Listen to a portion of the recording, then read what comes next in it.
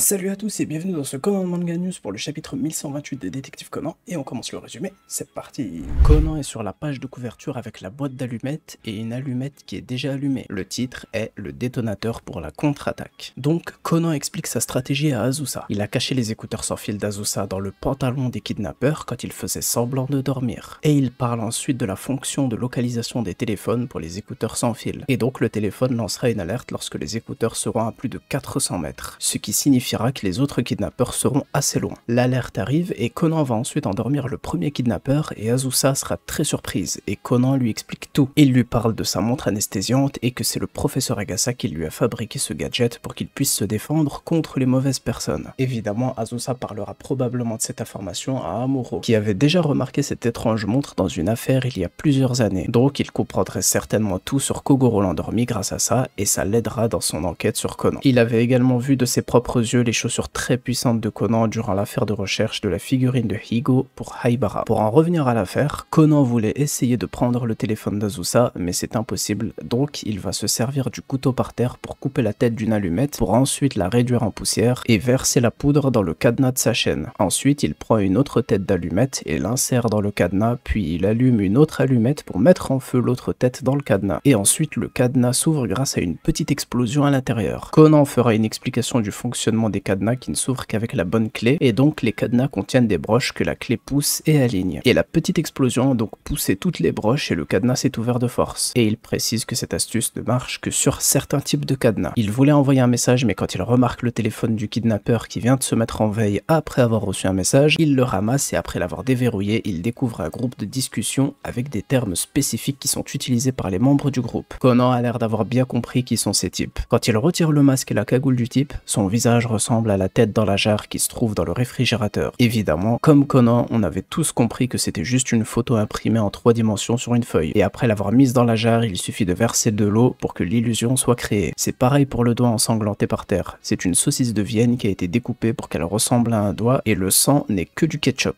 Il parle ensuite du fait qu'il n'y a aucune fenêtre dans cette pièce alors que pourtant l'un des codes des bâtiments exige qu'il y ait des fenêtres dans les pièces. Mais les seules exceptions sont l'entrée, les couloirs, les salles de bain, le porche, les escaliers, les placards, les chaufferies et surtout les studios photos. Ils sont donc dans un studio photo et ils ont recréé l'ambiance du jeu Splatter dans cette pièce. Conan a trouvé l'application de message des kidnappeurs. Il envoie un message qui est « On est en train de se battre, on a besoin de renfort ». Et c'est maintenant qu'on va savoir ce que Azusa a vu au Café Poirot à propos de son jeu préféré. Il s'agit de Splatter 3 qui va sortir. Sur le reflet dans la photo de Sonoko, on peut voir le 3 avec le nom du jeu. Ils auraient donc kidnappé Azusa et Conan pour éviter que toute information sur le jeu ne fuite. Donc voilà pourquoi l'un d'entre eux a dit que l'heure limite est minuit. Le jeu sortira à ce moment-là et ils veulent garder Conan et Azusa jusque là. Et ils ont décidé de la kidnapper car Ran et Sonoko ont dit que Azusa n'est pas très forte et a l'air assez légère. Ils ont donc pensé qu'il serait facile de la faire parler et de dévoiler des informations sur le jeu. Amuro et compagnie sont arrivés au bâtiment de Shudankan Books et se rendent au studio. Et lorsqu'ils rentrent dans la pièce, ils voient les 3 kidnappeurs à genoux en train de s'excuser devant Conan et Azusa. Ils ont expliqué qu'ils voulaient faire passer tout ça pour une blague tout en essayant de conquérir Azusa pour qu'elle achète le jeu. Conan leur explique que le kidnapping est un crime fédéral. Il s'excuse encore et propose d'offrir gratuitement une copie du jeu ainsi que le guide du jeu. Conan lui va leur demander 6 copies du jeu afin d'en donner aux enfants et pour que lui aussi puisse jouer bien sûr. Il est peut-être aussi fan du jeu. Le lendemain, Ran va expliquer à Conan et aux filles que le premier client qui était parti du Café Poirot travaille en fait dans un café en face du métro et il a mis un panneau pour promouvoir une nouvelle recette. Et c'est celle que Amuro lui avait donnée. Elles parleront ensuite de celui dont le visage leur semble familier, mais Masumi, elle, est plus intéressée par Amuro qui ne fait que fixer Conan. Donc Conan a maintenant cette information qu'il ne devra pas oublier. Le client dont parlait Sonoko est revenu au Café Poirot et il s'agit en fait de Kanamaru, un personnage qui était apparemment apparu il y a très longtemps dans un épisode filler de l'anime Détective Conan. Et il avait été le manager temporaire du Café Poirot lorsque le manager actuel avait été hospitalisé. Et en fait, il avait entendu une rumeur comme quoi Azusa sortait avec Amuro et il est revenu au café pour surveiller que c'est quelqu'un de bien pour elle. Et le chapitre se termine avec Amuro et Azusa qui disent qu'ils ne sortent pas ensemble. Et revoilà cette vieille dame encore une fois. Cette fois, elle porte une veste noire et a toujours cette poussette avec cet enfant dont on ne voit pas le visage. Évidemment, il y a plein d'idées et de théories sur cette vieille dame, mais les idées les plus importantes sont que cette vieille dame serait Vermouth et le bébé peut être le boss de l'organisation. En plus, il y a un élément similaire au film 26. Ceux qui n'ont pas vu le film, allez à ce timestamp pour éviter le spoil. Donc dans le film 26, Vermouth s'était déguisé en une vieille dame et voici de nouveau une vieille dame dame étrange et si ce n'est pas une erreur de dessin, cette veste noire à la fin est un gros indice. Et ce bébé est encore un mystère, mais peut-être que c'est un faux. En tout cas, je sais pas si c'est fait exprès, mais on dirait qu'il y a une métaphore avec la famille derrière qui fait partie du présent, mais ces personnages qui sont peut-être Vermouth et Lobos, eux font partie du passé, et ils ont soit un lien familial, soit un lien d'immortalité, ou quoi que ce soit d'autre. Ou peut-être ces deux possibilités en même temps. On verra bien à l'avenir parce qu'on devra en apprendre plus un jour, et j'ai vraiment très hâte. Et il ne faut pas oublier également que cette vieille dame a éternué dans le premier chapitre, parce que Ran avait encore des poils de chat sur elle, donc elle est allergique aux chats, et lorsque le professeur Agasa et Conan avaient parlé de cette dame qui parlait au téléphone avec Itakura, elle avait raccroché car elle avait entendu un chat arriver. Cette dame au téléphone était logiquement Vermouth, et elle est peut-être allergique aux chats. C'est Conan lui-même qui a émis cette hypothèse. Par contre, c'est peut-être aussi juste un personnage lié à quelqu'un d'autre, mais qui n'a rien à voir avec l'organisation. Et pour ceux qui pensaient que c'est juste un nouveau vieux personnage qui apparaît, quand Gosho Aoyama Sensei avait parlé de faire apparaître des personnages âgés dans le manga, il a apparemment utilisé un terme qui désigne des hommes vieux. Donc ce n'est pas possible, sauf s'il s'est trompé ou que cette information a mal été transmise. Et il y a encore un autre détail que les fans ont remarqué, et c'est ce personnage féminin du jeu Splatter 2. Parce que la position dans laquelle elle se trouve avec la faucheuse ensanglantée et sa manière de sourire ressemble exactement à Wakasa lors de l'affaire de son introduction. Est-ce que c'est volontaire ou non? Je sais pas, mais cet élément m'a également rappelé l'affaire du restaurant l'année dernière avec tous les couples, quand les enfants parlaient de Yaiba au tout début avec ce personnage féminin Fuko qui soigne Ginta, car on dirait un peu une référence à Tsutomu et Wakasa, sauf qu'à ce moment-là, c'est Tsutomu qui protégeait Wakasa qui était blessé, mais peut-être qu'après l'avoir sauvé, elle l'a soigné des blessures qu'il a dû recevoir. On verra bien le jour où leur histoire nous sera enfin racontée. Voilà, n'hésitez pas à me partager toutes vos idées et vos théories dans les commentaires. Mais c'est pas fini, à la fin de ce chapitre, on apprend qu'il y aura une pause de seulement 5 semaines, et je crois que c'est la pause la plus courte qu'on a eue depuis quelques années, donc le manga reviendra le 7 août 2024 dans le double numéro 37-38 du Shonen Sunday, et en plus, il y a déjà une annonce pour la prochaine affaire. Ce sera avec le duo d'Osaka, donc Heiji et Kazuha, et il y aura 5 chapitres. Pour rappel, voici ce qu'Aoyama Sensei avait dit dans une interview qui est sortie dans le Ciné Magazine 2024 il y a quelques mois. Une grande affaire va se dérouler à Osaka, rire. De plus, une personne importante qui est restée mystérieuse jusqu'à présent fera son apparition. Donc là aussi, il y a plein d'idées et de théories. Moi, je pense que ce sera soit la mère de Kazuha, soit le grand-père de Heiji. Mais sinon, dans les plus grosses idées, il y a aussi Tsutomu ou cette vieille dame qui serait Vermouth. On verra bien, mais la dernière fois qu'on nous a parlé d'un personnage important, c'était pour la mère d'Aoko qui est apparue dans les derniers chapitres de Magic Kaito en avril 2024. Donc on va pas s'attendre à grand chose pour être surpris si jamais c'est vraiment quelque chose de très important. Mais ce sera certainement la mère de Kazuha dont elle a déjà parlé une ou deux fois. Et pour ce qui est de mettre Heiji et Kazuha en couple, c'est très probable avec 5 chapitres et ce serait un timing parfait après la sortie du film de cette année. Mais on verra bien, vous savez très bien ce qui se passe à chaque fois, même si cette année Heiji a enfin réussi un très grand exploit. Donc j'espère qu'on n'aura pas un autre fail moins d'un an après la dernière affaire qu'on a eue avec eux en septembre 2023. Sinon l'auteur peut aussi ne pas du tout mettre cet élément dans l'affaire, mais je trouve que ce serait le moment parfait, et si c'est le cas, j'espère qu'il y aura aussi des pages couleurs comme pour Shinichi et Ran. Et voilà, c'est la fin de ce Conan Manga News, j'espère que cette vidéo vous a plu. Encore une fois, n'hésitez pas à me partager toutes vos idées, vos théories, tout ce que vous en pensez dans les commentaires, et puis à bientôt pour de futures vidéos Conan. En attendant, prenez soin de vous, et vive Détective Conan.